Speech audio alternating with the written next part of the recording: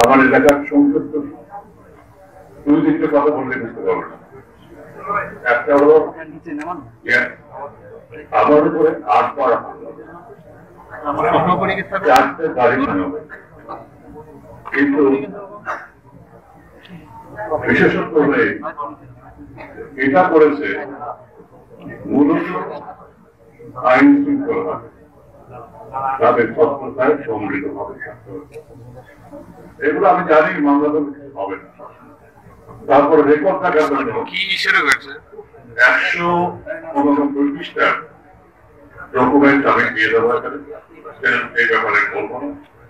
একটা মামলা রেকর্ড, অথচ আমি যেদিন যাই সেদিন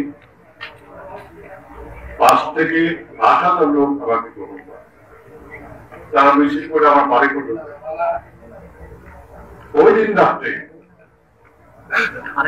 গায়েবী অফিস পুরানো না হয়ে গায়েবী মামলা, কোথাও অফিসটা অফিস করে সেখানে আগুন ধরে বাস শুরু হয়ে গেল। আমি সে বিস্তারিত বলবো না। এবং যা হলো বিস্ফোরক মামলা। আমার এলাকা 15টা ইউনিয়ন, 349টা গ্রাম, 4 লক্ষাধিক ভোটার, 13টি বিস্ফোরক মামলা দেওয়া হয়েছে। মামলার প্রত্যেক আসামি যারা কেসে পড়েছিল এবং অ্যারেস্ট হয়েছিল, অনেকে অ্যারেস্ট হয়নি, 1532। আর খরসারা করেছিল নির্বাচনের আগের দিন পর্যন্ত 7,000-এর উপর। আমি 3বার এজেন্ট দিয়েছি। একবার এজেন্ট দেওয়া হয়েছে, তাদের অ্যারেস্ট করা, আবার এজেন্ট দেওয়া হয়েছে, তাদের অ্যারেস্ট করা,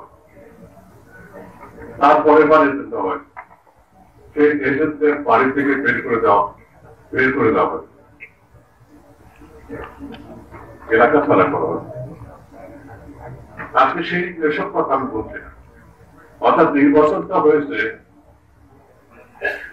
মন্টু ভাই স্লোগানটা মন্টু ভাই শহীদ মিনারে যেতে রাত 1টার সময় উনি বললেন যে মাত্র 51 লোক, একটু বেশি হবে নাকি, পুলিশ আর র্যাব যেতেছে 5,000। তাহলে এই সরকার কি র্যাব পুলিশের সরকার?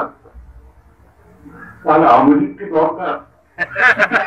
জনগণ কি দরকার? ওই প্রশ্ন একটি কথাটা বলেছিল এবং এটি স্লোগান।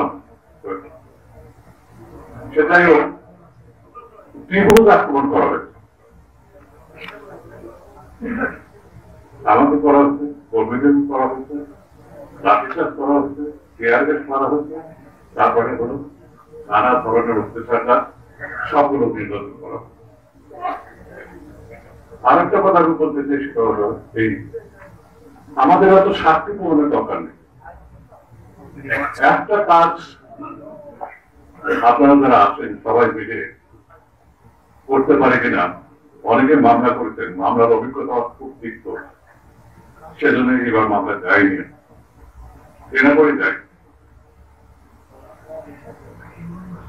সে কাজটা হল কি, যে কোনো 2-3টে ছিনতাইয়ের প্রত্যেক এলাকা ব্যালটের মুড়ি দেখতে পারে, মুড়ি বই নিয়ে এসে, আগে একজন বলেছেন মুড়ি বই নিয়ে এসে ফিঙ্গার প্রিন্ট গুলো মিলান, দেখেন একটা লোক কতশো ভোট দিয়েছে, একটা লোক কতশো ভোট দিয়েছে, কিংবা 5টা লোক কতশো ভোট দিয়েছে। আমি 70 সনে নির্বাচিত পাকিস্তান জাতি পরিষদ সদস্য, 73 সনে নির্বাচিত, তারপরে কয়েকবার নির্বাচিত।